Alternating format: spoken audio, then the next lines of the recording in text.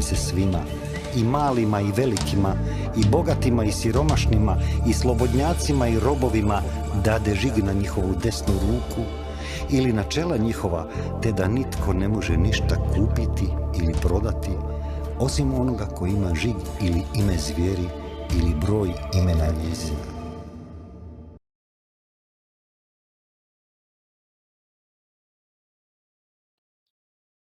Pozdrav, dragi narode, dobrodošli u još jednu epizodu Slobodni.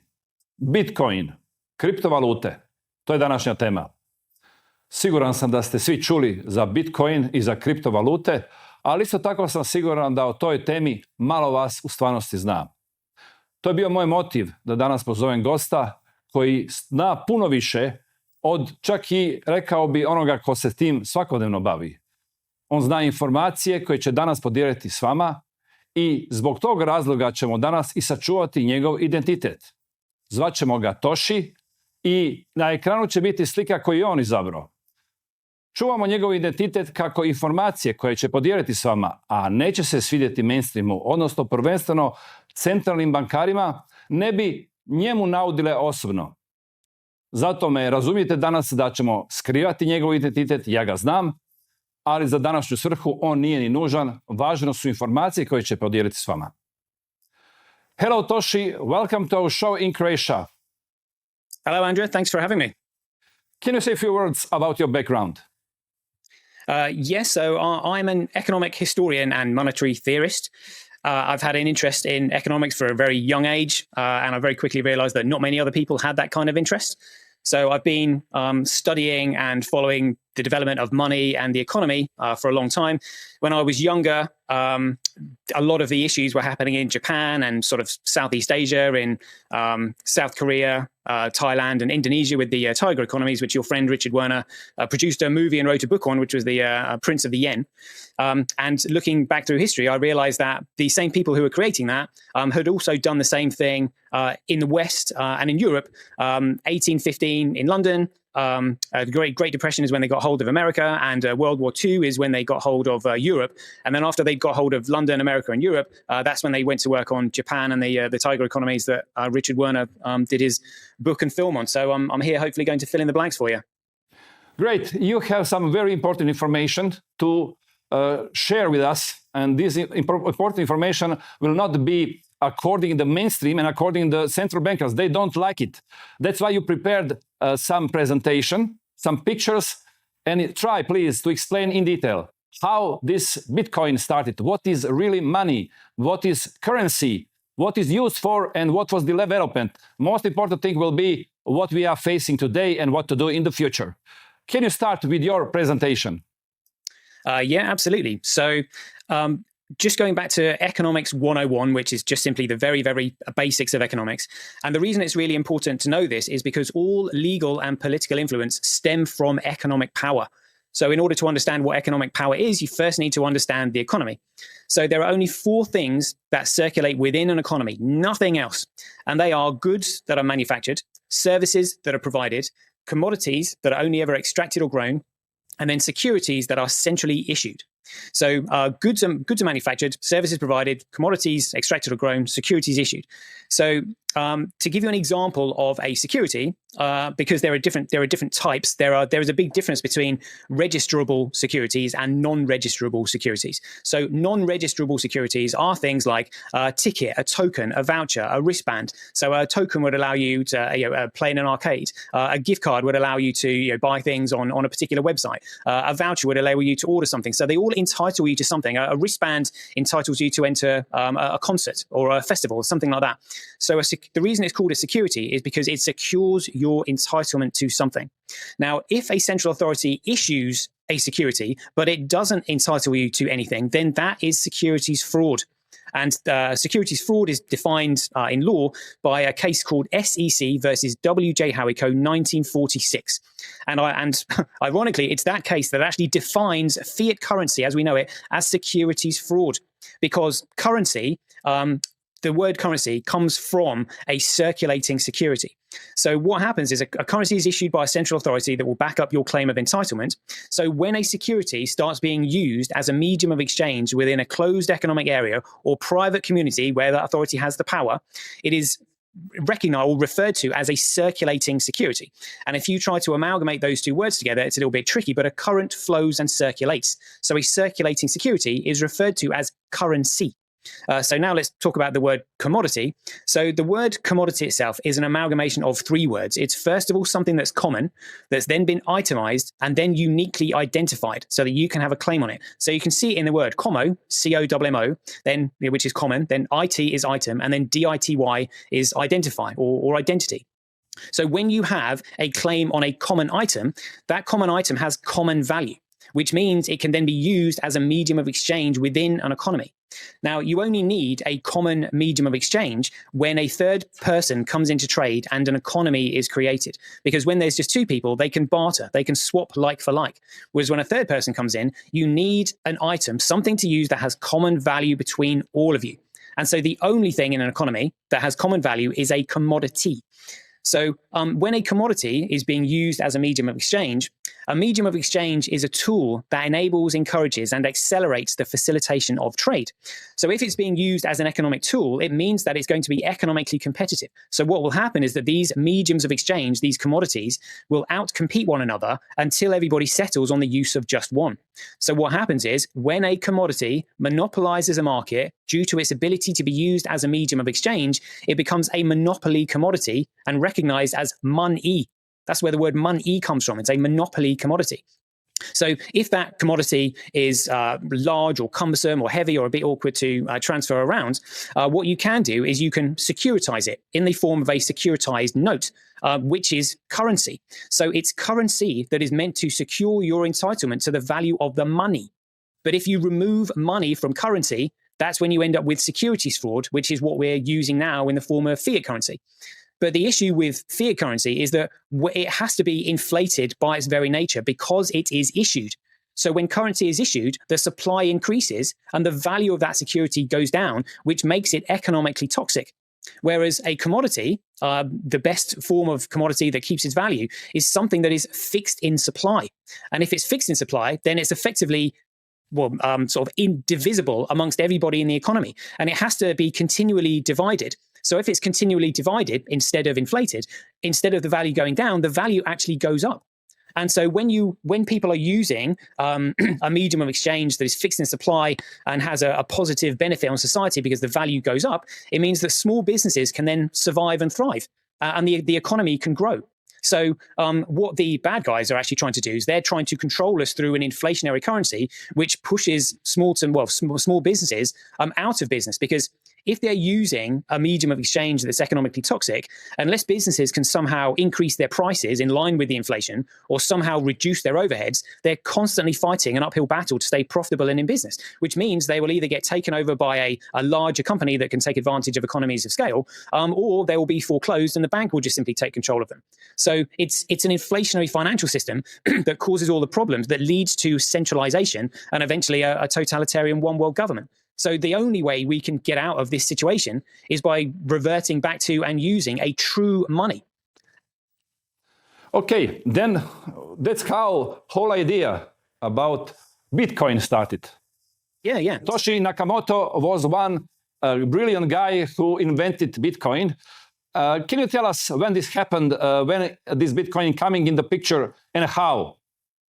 Yeah, of course, yeah. So the Bitcoin white paper was first published, or its official release date is the 31st of October, 2008. And what was so significant about the Bitcoin white paper that nobody really gets is that for the first time in history, it expressed how to commoditize digital data. And Satoshi Nakamoto did not actually have a choice in how to create the Bitcoin protocol, because the Bitcoin protocol data can only be commoditized one way. So please just put in the screen picture number 3. Yep. Yes. So when that's up, so the Bitcoin protocol has 5 fundamental elements that that commoditizes a digital network to ensure that there is no central point of authority or control. And this is what was expressed in the white paper. So first of all, the foundation of the network must be economically competitive, because it's competition that divides things. Without competition, you simply get collusion and centralization. So the foundation must be distributed and each component must be economically competitive. However, if there is criminal activity taking place on that network, then those operations who are facilitating the network are jointly responsible for that. So what you have to do is somehow move accountability and responsibility from and away from the economically competitive foundation and onto the users of the network. And the way you do that is attaching a digital signature to every single transaction on the network. Now, it's that transaction that allows someone to lay a claim on that transaction to prove that they've sent it and whoever they've sent it to has actually received it. Now, a digital signature on its own will not suffice in terms of being able to hold somebody to account. There must be a way of tracking it. So this is where a chain of digital signatures is really important, because it creates a private association of users. Now, this means that if you break the chain of digital signatures within the Bitcoin network, it means that someone somewhere can do something that nobody else would know about, because you can't trace the chain of signatures back to that particular event. And the people involved in the network won't be able to identify who made a particular transaction that might have been involved with child trafficking, gun running, drug dealing, or anything like that.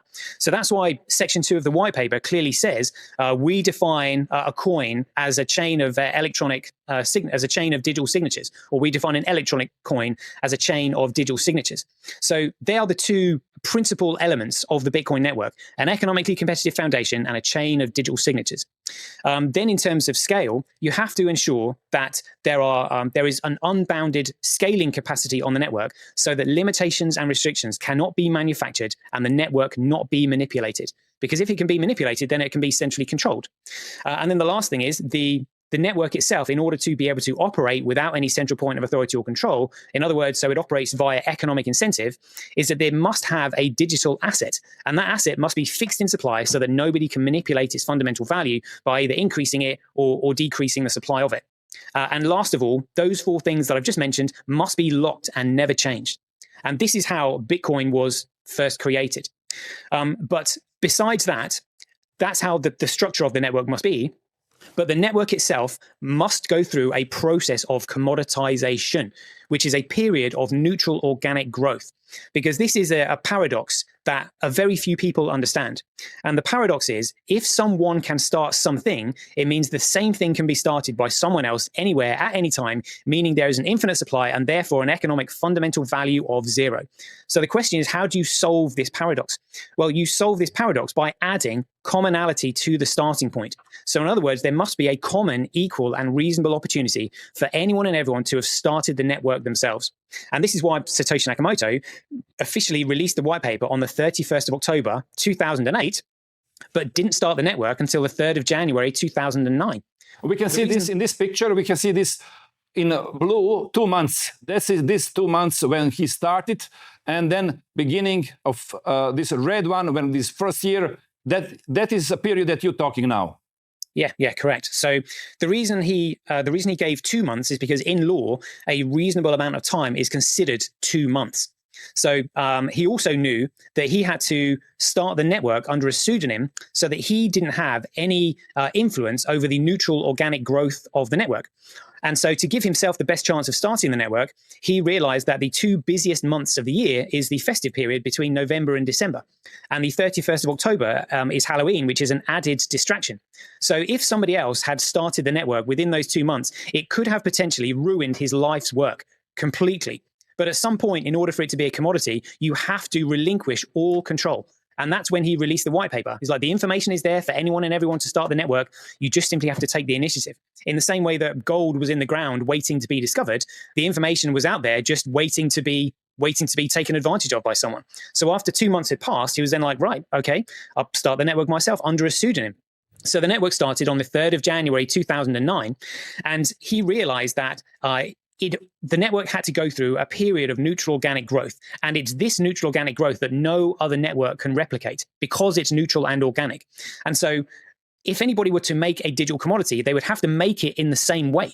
But what they can't do is replicate the neutral size and growth. So he was just like, if this is how we're going to compete with somebody else who might try to create a replica, how can we beat them? And how long is enough? So if you're down a casino and you're playing red or black, first of all, there's a 50-50 chance that you'll either throw a red or a black. And then the opportunity or the chance decreases as the pan continues. So it goes 50, 25, 75, 12.5, 87.5.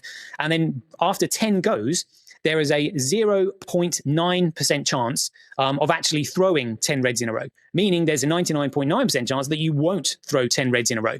So he realized that if he could let the network grow for a period of 10 years without anybody discovering who he was, that there was a 99.9% chance that no other digital network would achieve that level of neutral size and growth. And so this is why he hid himself as best he could to prevent himself from being discovered, which is why he used a Japanese pseudonym, but released the white paper in the English language. So if the white paper is in English, but he's a Japanese author, then where is your central point there? Do you have an issue with the author, or do you have an issue with the white paper being written in English? Because that's the starting point, and that's split in two, the white paper and the author. Now, the reason he used a Japanese pseudonym is because Japan is an island nation with a large enough population and a language barrier that's also highly developed, technologically advanced, and politically neutral. So nobody sort of really had an issue with it, because if he was to use a Chinese or a Russian name, people would have suspicions about his political intentions. If he'd used a name of somebody in the third world, they would have suspicions about where he got his education from. And why he wasn't coming forward to receive the financial rewards that come with such academic acclaim of creating the technology. So the name Satoshi Nakamoto gave him, the author, as much credibility as possible, with the white paper being written in English, which is the most common language in the most highly developed nations, where people are most likely going to take advantage of it. So that's why the white paper was written in English, and he chose a Japanese pseudonym. So he then just had to keep himself hidden for as long as possible. But the central bankers recognized that because he'd commoditized data, that it would threaten, if people started using Bitcoin, it would threaten their economic power and control and dominance that they have over the economy and finance through their central banking system. So they were just like, right, how can we maybe just destroy this or discredit it as much as possible? Let's try and expose who Satoshi Nakamoto is before this period of neutral organic growth comes to an end. And so this is why I've sent you images and links. Whenever you want some images, just say which number. We'll put it, Toshi, just to see, for people to see and have a better picture of what you're talking about. Yeah. Okay. Let's do image number 4. Yeah. So image number 4 is a very famous document that was created on the 9th of June 2011. And this trust contains what people know as the Satoshi coins. And they are 1,100,111 Bitcoin that were put into a trust by David Kleiman on behalf of Dr. Craig Wright. And they were scheduled to be returned to him on the 1st of January 2020. And that's when he was going to reveal to the world who he was and that he was Satoshi Nakamoto. Because on the 9th of June 2011, 1.1 million Bitcoin represented approximately 42% of the circulating supply of Bitcoin at that time.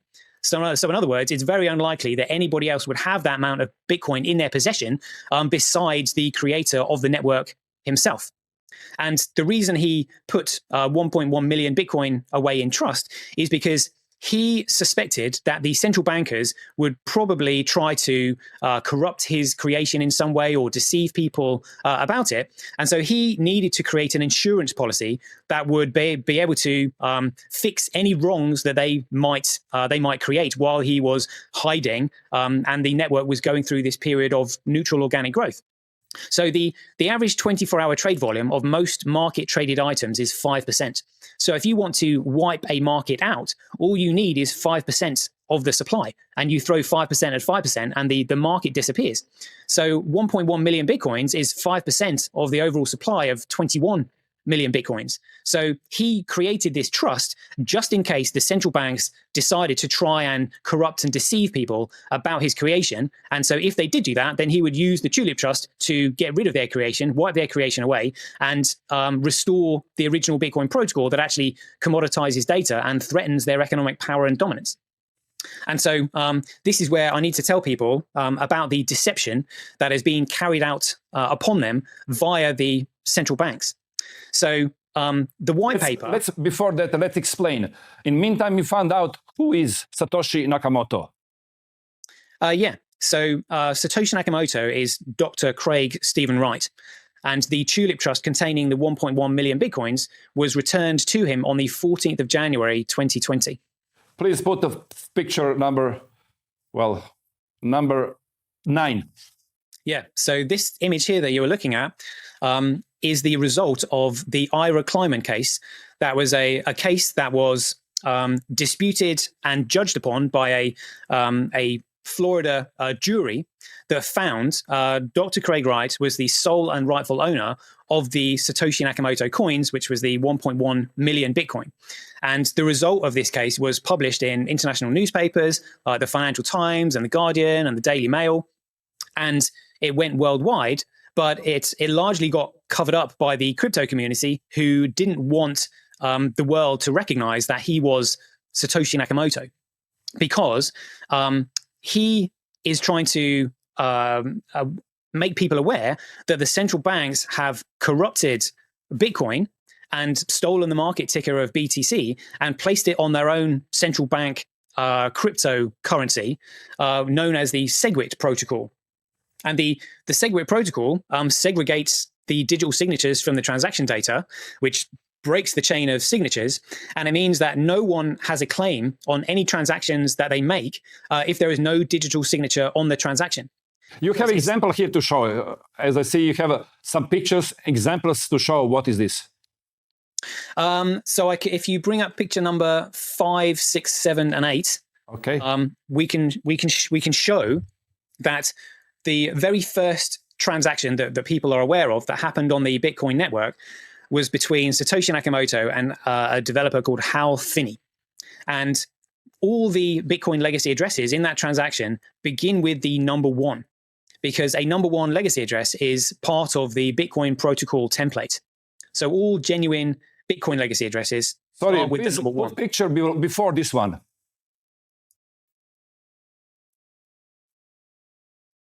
This one, yeah. We now see a picture when we see first transaction. Is that picture number 5? Yes. Yeah. So that's the very first ever Bitcoin transaction that took place on the 12th of January 2009. And in this transaction, for the purposes of the ledger, you can see that 40 Bitcoins were sent, 10 Bitcoins were kept, and then 30 Bitcoins returned, leaving Hal with a balance of 10 Bitcoin. And this was the very first ever Bitcoin transaction that was ever done. And Bitcoin did not have a market price at this time. It was completely worthless because it was just an experimental technology. But the most important thing is you can see that all the addresses that were used in that transaction start with the number 1. Yes. This number 1 is coming, if you see above this number 50, you see the one number 1, and then lots of signs. This is exactly this block was showing improving this transaction. So that was in block number 181. And you can check that on any block explorer because the information can't be deleted. Okay, let's see next one, 6, picture number 6, where you have more these transactions. So this next image here, which is block 24835, is also a very famous transaction. It was known as the Marty Malmi transaction, and he sold 5,050 Bitcoin to somebody for, I think it was about $5, which gave Bitcoin a market price of less than about half a cent, is what it was. Yeah. About half a cent. It was the cheapest market price that Bitcoin has ever had. But again, what's important about this is that you can see the date on this is the 12th of October 2009. And again, for the purposes of the ledger, you can see that all the Bitcoin wallet addresses start with the number 1, all of them, to prove that it's on the Bitcoin. All of them start with number 1. You can see this red dot below number 1 to prove that this is original transaction of Bitcoin. Let's continue. Put next picture number 8. Yeah. So this one here is probably the most famous transaction of all Bitcoin transactions. This is called the Bitcoin Pizza Day transaction. And what's significant about this is that this was the very first time that Bitcoin had ever been used as a medium of exchange for a real world item. And so you can see that 10,000 Bitcoins were sent and used to pay for 2 Papa John's pizzas. And again, what's important about this is that all the addresses that were used in this transaction begin with the number 1. And that's because they've been through the Bitcoin protocol. Okay, now we show what is original, what happened, how they try to, we can say, fork. Let's explain what this fork means. To fork this Bitcoin, to destruct it, to exactly destroy it, because central bankers concluded that this decentralized system of exchanging items, exchanging services, and paying with Bitcoin can endanger their power and their control. And that's why they try to destroy it. How? So when they use the word soft fork or even a fork in the code, again, it's just technobabble. It's a way of deceiving people into what they've actually done. So what they actually did is they created an alternative protocol, which is a completely new protocol and a new coin. And the only way they would have got away with this deception is if they colluded with the exchanges to list their new protocol as BTC, which people recognize as Bitcoin. So this is what caused such a rift in the community, because everybody agreed that if you create a new protocol and create an altcoin, it should be listed as something else, because you're deceiving people into thinking that it's the original when it's not. So they colluded with the exchanges to list their alternative protocol as BTC, but the one thing they couldn't hide was the fact that the Bitcoin legacy addresses now no longer began with the number 1. They had to use an alternative legacy address because the number 1 is reserved for the original Bitcoin protocol. And what is alternative legacy address? So the alternative legacy addresses they had to use started to begin with either the number 3 or the letters BC, because they could no longer use the number 1. Okay, that's very important now to explain. The original transaction, exactly transaction that is leading to genesis of Bitcoin, it's not with BC in front or number 3. The only one is with the number 1 as a first letter. Yep, correct. That's correct. Okay. So the way the central bankers commit their crimes is that they always have to have plausible deniability. So a number 1 legacy address is still available on their network, but their network is restricted by a 1 megabyte block cap.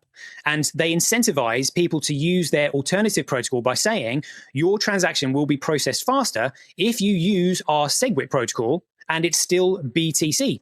But what they're not telling people is that when you use their alternative protocol, it changes from a commodity into an economically worthless security offering, because their new protocol breaks the chain of digital signatures. It segregates the digital signature from the transaction data, meaning that you now no longer have a claim on that transaction. So should a dispute arise between you and whoever the party is that you are transacting with, that you can't resolve yourselves, and therefore you either want the good or service that you expected, or you want your Bitcoin returned to you, you can, if you wish, present that to a third party, like a judge, who can solve the dispute for you. And the first thing the judge will ask for is your digital signature on that transaction? If your digital signature is not on that transaction, you cannot prove that you've sent it, and you cannot prove that they've received it, and therefore you have no claim on it and no contractual credibility, which means it therefore has no economic value. Okay, let's see. Your message here, let's be clear. Your message here for everybody who is mining or who is trading with Bitcoins. They need to trade with one who is called BSV, what means Bitcoin Satoshi Vision. That's correct. Yeah, but it's just Bitcoin. So what happened was the central banks created their alternative protocol and they stole the market ticker of BTC. But then they realized that in order to fool people, they have to do it twice. And so they also created a secondary alternative protocol, which obfuscated the digital signatures, meaning that you can't read them on the network. Now, that alternative chain, again, had the ticker symbol BCH, which stood for Bitcoin Cash. And that's another centrally controlled, securitized, economically worthless protocol. And it has legacy addresses beginning with P or Q. but only the original Bitcoin protocol has Bitcoin legacy addresses starting with the number 1. And so the number 1 protocol continued, but it just had to change its ticker symbol again to BSV. And people now call it Bitcoin Satoshi Vision. And that is the reason why they want to silence you and anybody who wants to spread this word.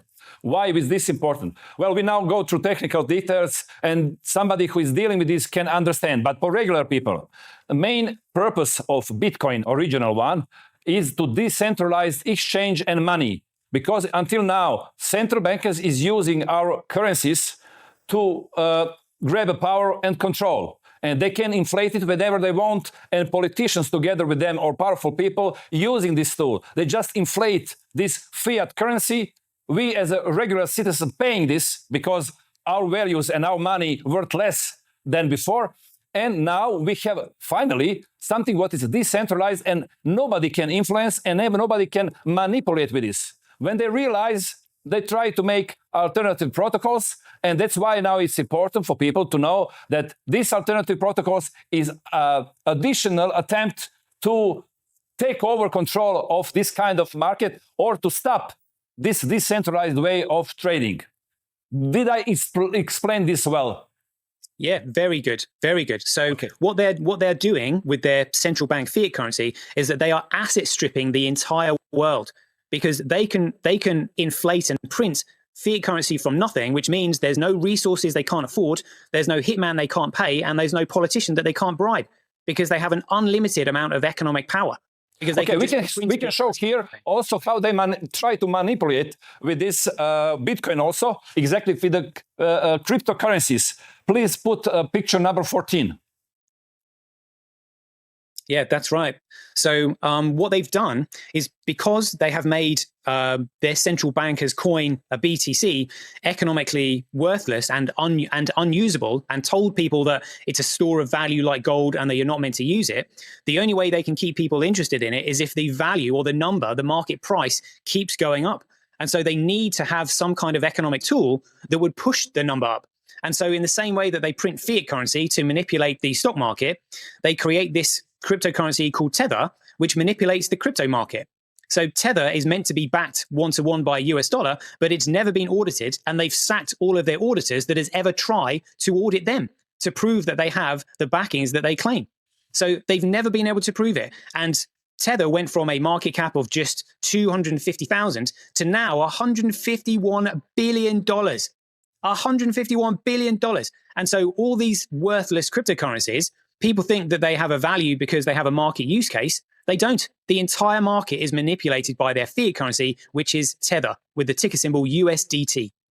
Okay, let's mention here other cryptocurrencies, because we know that there is lots of cryptocurrencies. Some of them are very popular now. What do you say about them? So what I would say is that you can't ever have a decentralized cryptocurrency, because currency is issued by a central authority. So there is no way to have a decentralized cryptocurrency. The entire concept is an oxymoron.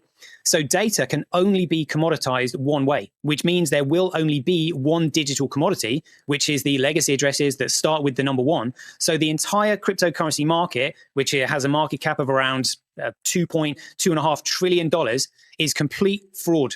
It's one massive distraction to distract people away from the one protocol that threatens the economic power and dominance of the central banks, which is the Bitcoin protocol with legacy addresses beginning with the number 1.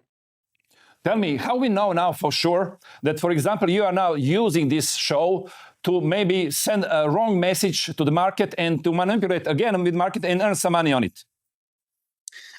So what you need to do is just look at the protocol. So does the foundation of the network use a proof of work consensus mechanism? Because only proof of work is economically competitive. So that's your foundation. And secondly, is there a chain of digital signatures that are still intact? Because it's that chain of digital signatures that ultimately makes it traceable, so that a private association is created and criminal activity can be stamped out. Okay. And a lot of people say, oh, a lot of people say, oh, you know, the NSA created SHA-256 and, you know, the That's CIA and the FBI, they must be involved in this. Well, I always tell everybody the same thing. If any of those clandestine, nefarious three-letter agencies had created Bitcoin, they would not have created it with a chain of digital signatures, because it's the chain of digital signatures that ultimately leads to the living men and women behind the transaction. And this is what people need to know, the difference between anonymity and privacy. So anonymity is what you would seek if you were in the toilet cubicle. No one knows you're in there, you can do your business, and no one knows what you've done, and you are therefore accountable to no one. Whereas privacy is what you and your partner would seek behind the bedroom door. You can identify with each other, you can engage with each other, but no third party can see, hear, or interfere. And that means that if a dispute arises between the two of you that you can't resolve yourselves, you can, if you so wish, present the evidence to a third party who can then solve the dispute for you. And this is why anonymous networks are economically worthless, because there is no one holding the developers of the network to account. Those developers who control the network can make changes that nobody else would know about. They can increase the supply, they can decrease the supply, they can enrich themselves because nobody can see what they're doing. Whereas a network with a chain of digital signatures, if the chain of digital signatures is linked, although a third party can't see the transaction, you can ask them and say, there is a transaction here that you made that is linked to another transaction. Please, will you tell us who that third party was so that we can then ask them who was involved in the transaction that they did? And we can therefore stamp out any criminal or nefarious activity on this network. But it's a very long and resource intensive and probably economically expensive process to go. But it's absolutely essential to be able to hold people account for their actions so that criminal behavior can be stamped out. Okay, now we need to explain people what happened after 10 years after the first transaction was made, what happened and how they tried to again attack on this Bitcoin. That was in 2017, and again, as you said, 2020 and pandemic. So we know that, you know, the central bankers and the cabal, they believe in black magic and karma and all this kind of stuff. And so the Bitcoin white paper was officially released on the 31st of October, 2008. And when we start using a common money that is outside of the control of the central bankers, we take back our monetary sovereignty, our political sovereignty, our legal sovereignty, and they can no longer manipulate us. So economic freedom leads to political freedom. And they want to counter that. They want to install a totalitarian one world government. And they're doing that through the idea of having a World Health Organization by bringing in pandemics that they will control. So in order to counter the Bitcoin white paper being released 31st of October 2008, they published this SARS pandemic on the 31st of October 2017. Because that counters the economic effects of Bitcoin by giving us economic and political freedom, and they want to enslave us through health pandemics, through the World Health Organization. But they couldn't release that before they'd corrupted Bitcoin. So they corrupted Bitcoin by creating and implementing their alternative protocol on the 1st of August 2017. They implemented SegWit on the 24th of August 2017. And after they'd corrupted it and stolen the ticket symbol, they were like, right, we can now try to implement a pandemic that will install our totalitarian one world government. Now, in the SARS pandemic, they said that COVID was planned for 2025. But when they realized that Satoshi Nakamoto was potentially going to reveal his identity on the 1st of January 2020, that's when they got extremely concerned and they moved the pandemic forward. So this is why they introduced COVID in 2020, because they were so concerned that Satoshi Nakamoto was going to prove who he was and that people might start transacting in Bitcoin. So they were just like, if we can close the economy down, nobody is going to be transacting anything, and therefore people aren't going to be using Bitcoin, which is going to give us a bit more time. So this is why they introduced COVID in 2020, because they were so concerned about the world using Bitcoin as a medium of exchange. They both, with pandemic, they both themselves some time to take over control of everything, and they use this to stop and lock down the economy and also stop everybody to using Bitcoin as a transaction currency, not only as a value currency who are for speculative purposes. Yeah, exactly. And also, I'll tell you what's really important about Bitcoin. So Bitcoin actually economically sustains the world's first commoditized digital network where we own and control our own data. So the Bitcoin network is actually like the internet. but it's an internet that is underpinned by economic forces of supply and demand with Bitcoin. So Bitcoin is actually the foundation layer of all future digital technologies, secured and underpinned by economic principles. So when the pandemic started, the first thing they did is they attacked all the media outlets so that people who were trying to get the truth out there were censored and suppressed. Whereas what they don't want people to know is that you actually use Bitcoin for all of your social media requirements: HD streaming, news reports, social media, emails, telephone calls, video conferencing. You can use the Bitcoin network for everything. And the way you use it is by buying Bitcoin. So all of these services are actually supplied via a micropayment in Bitcoin. So you would pay a micropayment, like a 10,000th of a cent, to have a few minutes of a phone call or a video chat or something like that. So you buy Bitcoin to use the network so that you can actually own and control your own digital content, which they can't censor. And they also can't crack it, hack it, alter it, or change it because it's uploaded onto the network via blockchain technology. This is why they had to bring in lockdown, because if we started using Bitcoin, we could get the truth out there. That means there was a chance to liberate ourselves against control of central banks through Bitcoin, and they try to stop it. And that's why they are forcing now more and more to take over control using some other means. We need to here mention something important. It's central bank digital currency. Can you explain what is the difference between this central bank digital currency and Bitcoin? Yeah, so Bitcoin is the only way that you can commoditize data. So Bitcoin is extracted from the network, and the operators who sustain the network compete with each other to extract Bitcoin.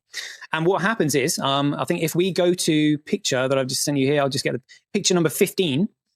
If you put picture number 15. 15. Yep, up on the screen, you will see that the Bitcoin block reward gets cut in half every 215. Just a second. Blocks. Just a second, please put number 15. That's one. Yes. Continue, please. Yep. So you can see from this image that because the supply of Bitcoin is fixed, there is a distribution model which reduces the amount of Bitcoin that is in the block reward every 210,000 blocks, which is approximately every 4 years. So eventually, at the end of that cycle, the block reward ends at 0 because all the Bitcoins have been distributed from the system. Now, when the block reward is at 0 and there's nothing for the miners to compete for, what you need is to somehow still have Bitcoin that they can pay themselves with so that they can cover the running costs of their operations. And that Bitcoin comes from transaction volume, because everybody pays a small amount in Bitcoin to have their transaction uploaded onto the network where they have sovereignty over their data and the transaction can't be cracked, hacked, altered, changed, or deleted. So as the block reward goes down, what we need is the block fee to go up. And this is what they're scared of, because when the block fee goes up, we suddenly have an economically self-sustaining system that they can't stop. And so the way you prevent people from using Bitcoin is by spinning them a narrative that you're not meant to use it. Whereas if you're not meant to use it, the economic model will collapse. Let's explain a little bit more. Here we see in this picture two stripes. One is number of daily transaction. And as we see here, this daily transaction going up very fast, especially after 2020. That means more and more people in the world making transaction and exchanging their goods and services with Bitcoin. At the same time, number of Bitcoins is also increasing, but value is stable. That this value is not changing. That is something what is not happening in present economy. In present economy, what is run by the central banks, when they expand more transactions, usually they spend more money, and that's why the value of the money decreases. With Bitcoin, we're stopping this. We are stopping possibility to inflate our currencies.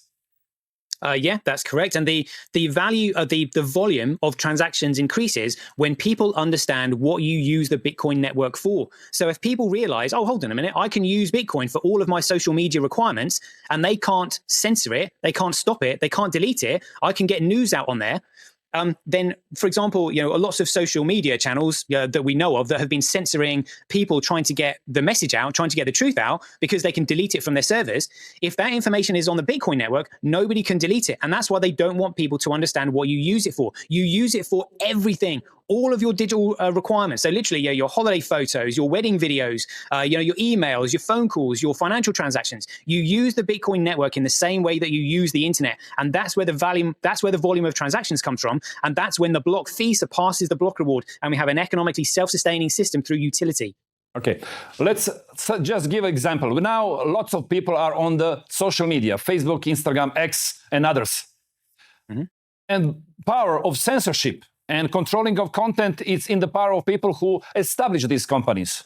And we saw during pandemic that they even admitted they censor according a demand of government, censor content on Facebook and Instagram.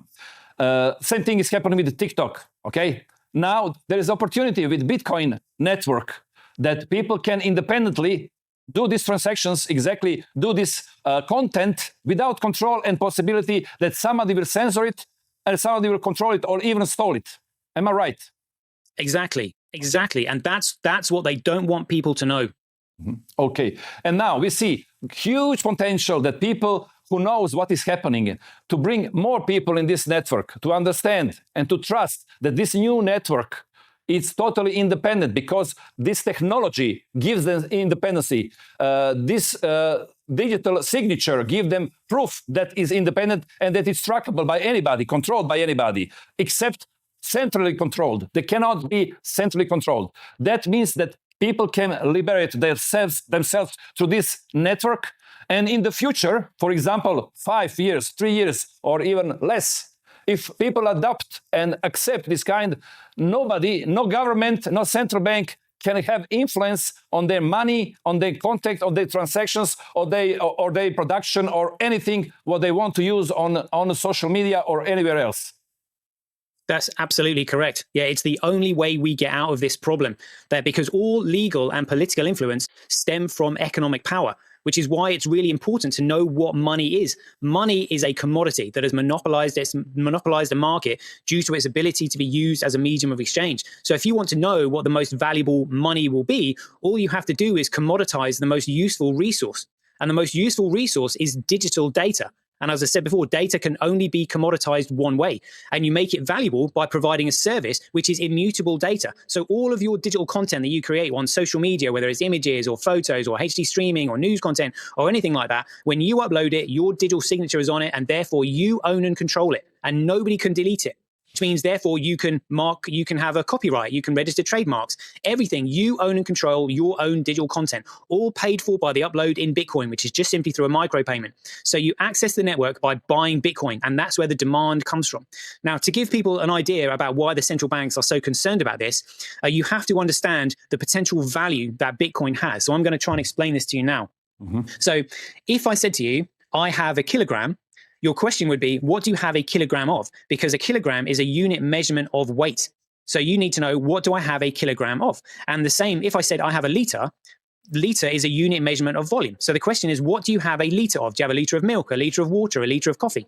Now, fiat currency is a unit measurement of value without any value backing it. So when I say I have $10, £10, 10 euros, the question should be, what do you have £10 or $10 or 10 euros worth of value of? What do you have it of? That's the fraud they're perpetrating on us. So what happens is, when a true money comes along, that money will take on the market capitalization of every single financial market that is currently measured in fiat currency, because it will give it true value. So just to give you a rough estimate, the largest financial market by far is the derivatives market. And a derivative is just simply a contract that is created on the back of an already existing financial product. And the contract executes depending on how well the financial product performs. So what I'm saying is, in the future, every single derivative will be a preloaded smart contract on Bitcoin. So Bitcoin will take on the market capitalization of the derivatives market. And the derivatives market is estimated to be between $1 and $1.2 quadrillion. So just to give you a conservative estimate, if you were to divide $1 quadrillion by the supply of Bitcoin, that is 21 million, you come up with a figure of around $40 million per coin. And that's what they don't want you to know. Yeah. I have a question. Let's imagine that everybody in the world accepted Bitcoin, and now we are trading in Bitcoins, okay? We are exchanging goods and services and paying in Bitcoins. And it's stable currency, it's not inflated. And today, one worth like 10 years after that. For example, if I want to build up something, I need money. What will be the role and how can we organize, for example, some kind of what we call today credit lines? That means that somebody credit my business and want to give me some money, lend me some money for investment. And I want to use this investment for building some new factory, for to making new services or goods, whatever we can make. how this will function when we use only this Bitcoin? With the current financial system being inflationary, what they can do is they can introduce usury. And usury is an interest rate on what you've borrowed. Now, if something is fixed in supply, you cannot add interest to it because you will never get that interest back because the supply is fixed. So it means that we have no debt. So it means that if you have an idea for a business or something like that, chances are you will have enough value yourself because Bitcoin never stops going up in value that you can either finance yourself or you can approach somebody else and say, look, I have a good idea. Who else would like to invest in this with me? And so you will find that people will start coming together to produce things of value for the community that benefit everybody. So rather than the market being manipulated by the government will, who might want to introduce environmental sustainable goals and wind farms and solar electric and all this kind of stuff, and electric cars because that's what they want because that's how they control you. Now the people can take control of their own finances and they will start produce something of real value that they need.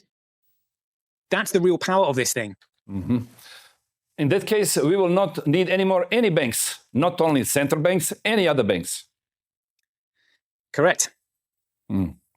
Very dangerous for economy, exactly for people who making so much profit from the old system. Okay, for the end, we need now to send again a message why we are here, why we are hiding your identity. Please, again, repeat message for people who are in the market, who never been in the Bitcoin market, who want to liberate themselves from the control from central banks, from the banks, and from the government. What they need to do and what they need to know now from this interview. Yeah, so what they need to know is that we either have a common money used by the people to create government that works for the people, or government will create currency to control the people. And they are the only options available to us. The central banks know this, and we know this, but other people that are not familiar with economics, they don't know this, which is why I'm trying to desperately educate them. Because if they bring in a CBDC and they can control what you can and can't spend your money on, or if they delete it from their servers because you haven't spent it in a certain amount of time, then they will prevent you from buying Bitcoin. So what we need to do, it's a race against time. We need to buy as much Bitcoin, BSV, and have that amongst ourselves and maybe use that, or the banks should actually be using the Bitcoin network for their own financial transactions because financial transactions are too precious to lose.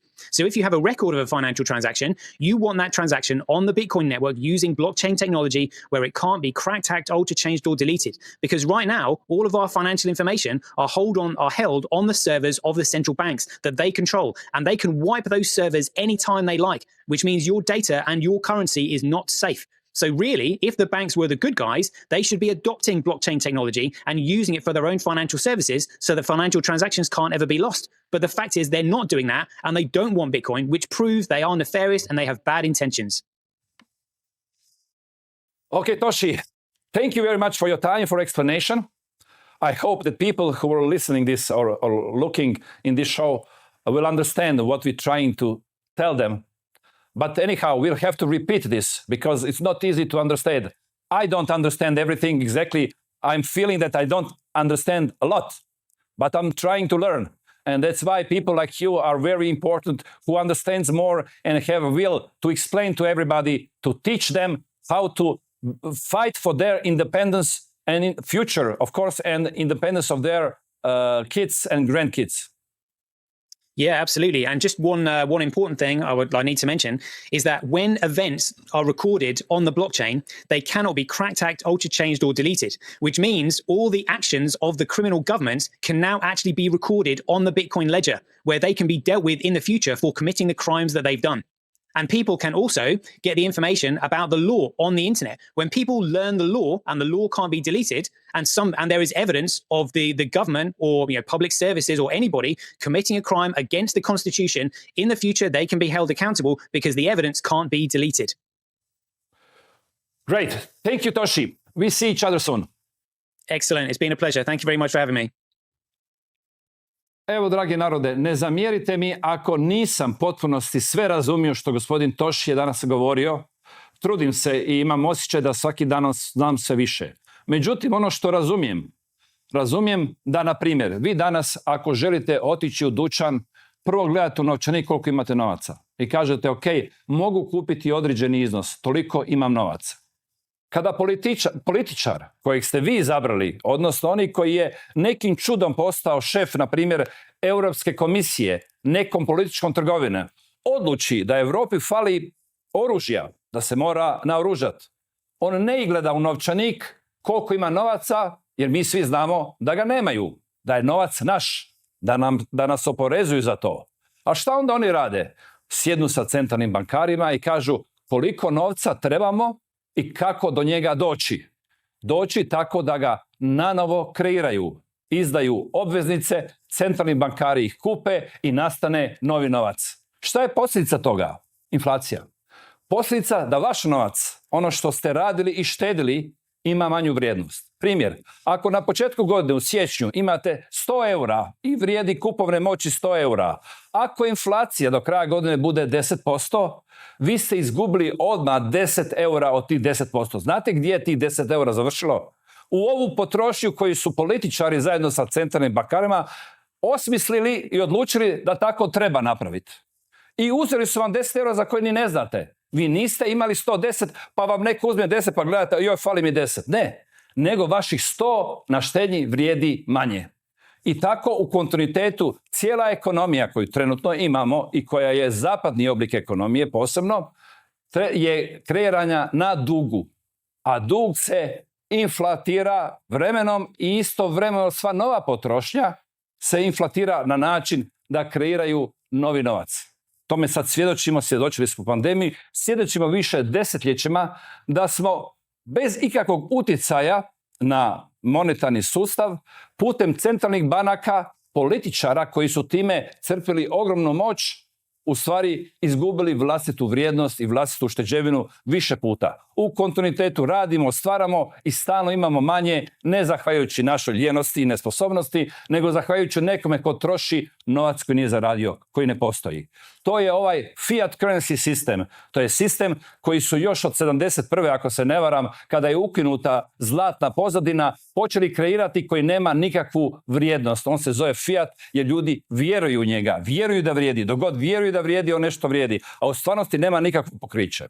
Ja bi to običnom rječnikom znao reći ono za što bi običan čovjek završio u zatvoru, to bankari rade svaki dan. Njima je to dozvoljeno. To je to, kreiraju novi novac. Svjedočimo tome danas da se raspravlja u Sjedinjenim državama kako im je deficit ogroman. Kako je nastao deficit? Pa tako što su vremenom ukupno zaduženje Sjedinjenih država samo pomicali. Ne pomicali zato što su imali razloge za to, nego zato što su sjeli u Kongres, digli ruku za to i rekli sad se možemo više zadužiti. Koji je bio parametar? Kod vas u obitelji koji je parametar da se možete više zadužiti? Parametar je zarada. Da li ćete primiti plaću, koliko ćete zaraditi? Koji je kod njih parametar? Treba nam novac. Zašto? Jer želimo osvojiti neku drugu zemlju, želimo napasti, želimo ratovati, što god, a iza toga stoje ljudi koji će na tome stvarno zaraditi i pretvoriti to u stvarnu vrijednost.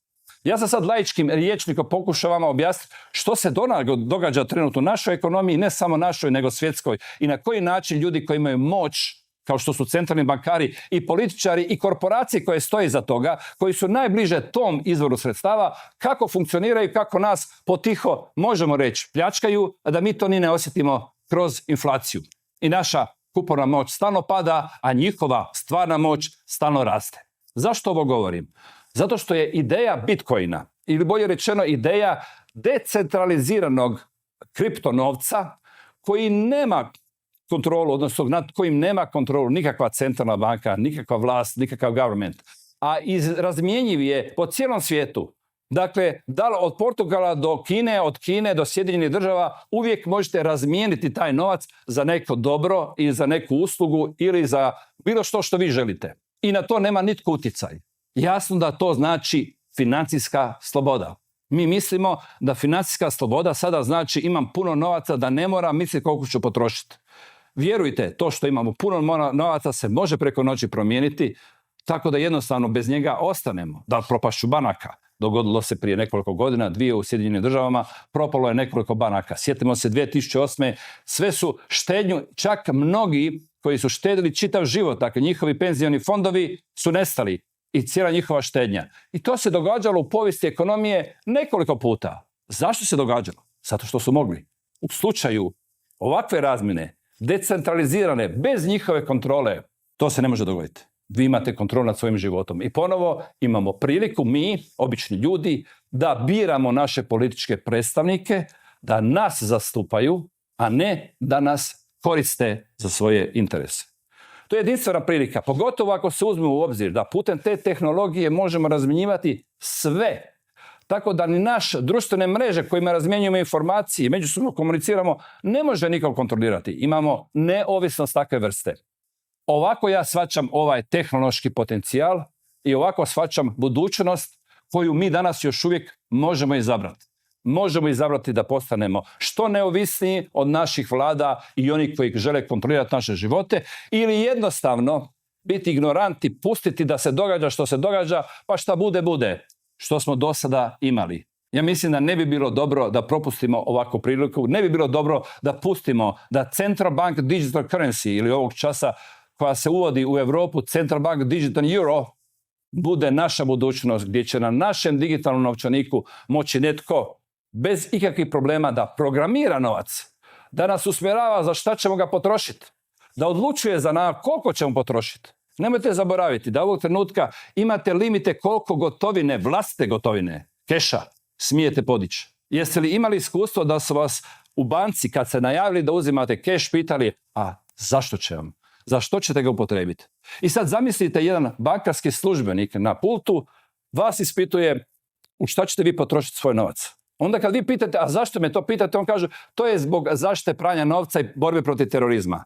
Pokušajte se sjetiti koliko je bilo terorističkih napada, na primjer u Europi, u proteklih godinu dana. 2-3 na 450 i 480 milijuna stanovnika, 2-3 koja mi znamo, možda ih je bilo nešto više, je ništa. Stoga, kontrolirati sve naše gotovinske transakcije, pitati nas stalno šta mi radimo s tim novcem samo da bi spriječili tih nekolicinu je neprimjereni veliki broj moći naspram stvarne štete koja može nastati. Dakle, to je dobra isprika kako bi nas kontrolirali i pitali nas za šta koristite gotovinu. Nemojte zaboraviti da se taj limit stalno smanjuje. Imali smo svjedočenje o tome da su neke zemlje koje su postale toga svjesne podigle limit kao Italija kad je Meloni došla na vlast. Međutim, realnost u Europi je ta da nam stalno smanjuju limit. Evo, ja sam htio samo to moje viđenje ove tehnologije i ovih mogućnosti, čisto radi toga da i vi razmislite, da vidite da li je nešto slično tome, da li sam možda u pravu, možda sam i potpuno u krivu, sasvim svejedno. Moja emisija je tu da otvori horizonte i postavlja pitanja koja ne možete naći u mainstreamu. Nadam se da ste bili zadovoljni sa današnjom emisijom. Uskoro se vidimo u sljedećoj epizodi Slobodni. Nitko vas neće natjerati da se poklonite zvijeri, učinit ćete to svojevoljno, odbacujući vjeru. Bićete laka meta za zvijeri, jer se niste podredili vjeri. Ako se ne podredite vjeri, podredit ćete se zvijeri. Toliko ćete se suobličiti sa ovim svijetom, da nećete ni prepoznati da ste u zabludi. Biće to najveća demonska prevara ikada i pravedno zaslužena osuda nad nepokajanim grešnicima. Gdje su svi oni koji su